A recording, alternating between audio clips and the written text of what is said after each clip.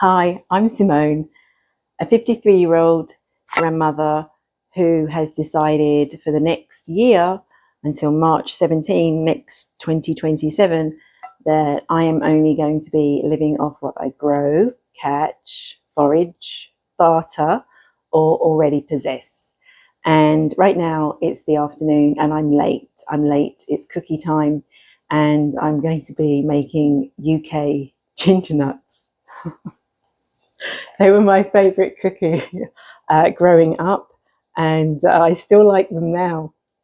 They have they have a great taste, and they have a lot of snap to them. So they're very fun to eat, and they're just really great. I don't know a person who doesn't like them. Okay, so what I did in this bowl here is I took 1 cup of all-purpose flour. I took half a cup of sugar. I took a pinch of salt. I took 2 teaspoons of baking, well, actually 1.5 teaspoons of baking soda. You could actually add 2 teaspoons if you want. It will add a little bit extra crunch. And what else did I do? Oh yeah, I put in 1/4 teaspoon of ground cloves. I'll put the recipe and everything in the link. And I just, as I'm talking, when I go to edit this, I'll put the proper ingredients in instead of me trying to remember with my ADHD brain. Okay, so we're just going to mix them around in here. Yeah, I got a lump there in my sugar. By the way, this is not a baking channel. I am not a cooking channel. I am just sharing with you like what I have to go through and what I will be going through. It's really good now. It's really easy now because I've got stuff in my pantry and the world is great. But, 6 months from now, we might be singing a different tune. So you just mix all those dry ingredients together really, really well. I do recommend, if you can, to sieve your flour. Over here, I have 1/4 cup of the butter, unsalted. And then I have something over here that I used, and it is Lyle's golden syrup. It's funny, it used to be Tate and Lyle. Anyway, Lyle's golden syrup. It's a UK thing, but you can get it in the little English section of the grocery store. You can get it probably on Amazon. Just type it in. If you do not have this, you can just go and you can look for a recipe to make some, or go online and get it, or you can use honey instead. But this has a special taste to it, and it really does give the ginger nut its taste. Okay, so now we're going to mix the wet ingredient into the dry. And there is another step after this, which is to add 1 tablespoon of water, but not at the moment because this is the step that we're doing, and we're going to do this step before we run.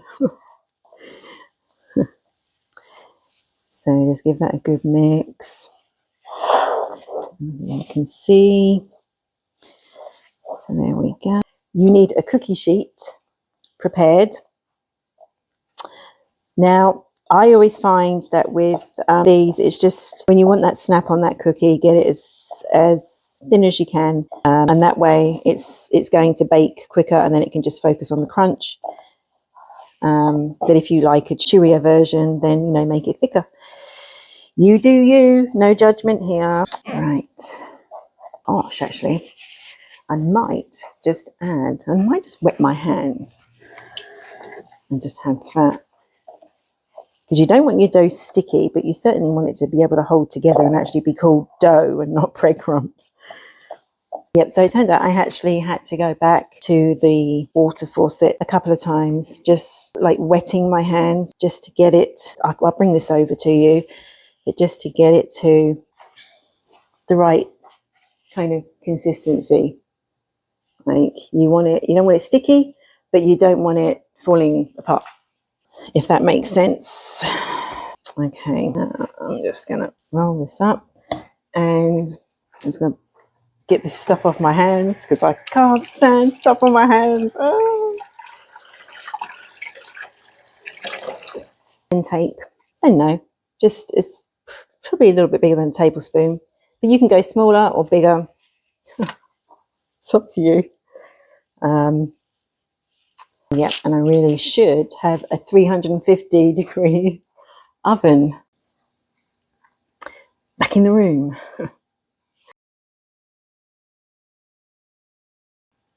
So you tell me, what's your favorite American cookie? And do you make cookies? And do you have a recipe for me? Because I'm going to have to get creative. I like any cookie. It doesn't even have to be loaded with sugar.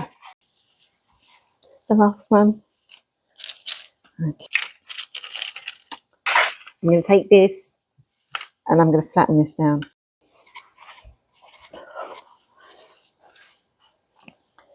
So I'm going to flatten them down nice and flat.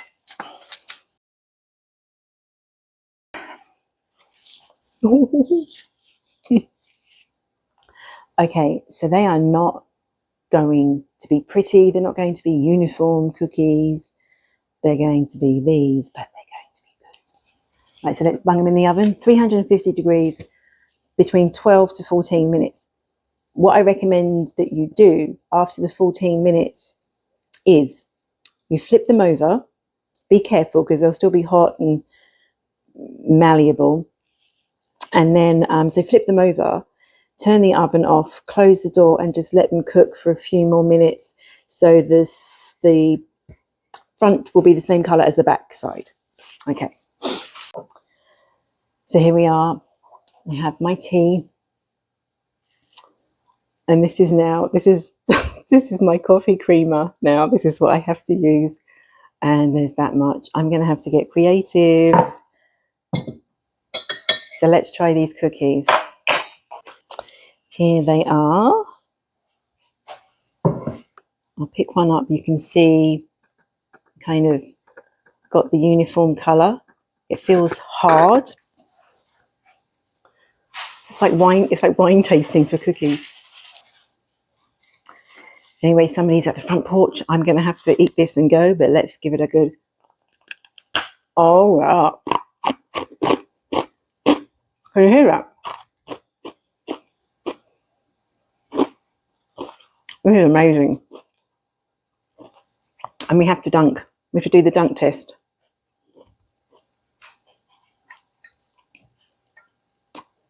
The dunk test is, does your cookie survive the dunk or does it fall to the bottom and have to be rescued with a spoon?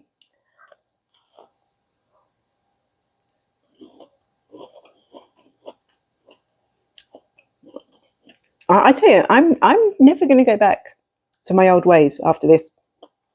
I'm going to make everything. It's stuff you make really does taste better than the store. It's amazing. Anyway, thanks for watching. See you soon.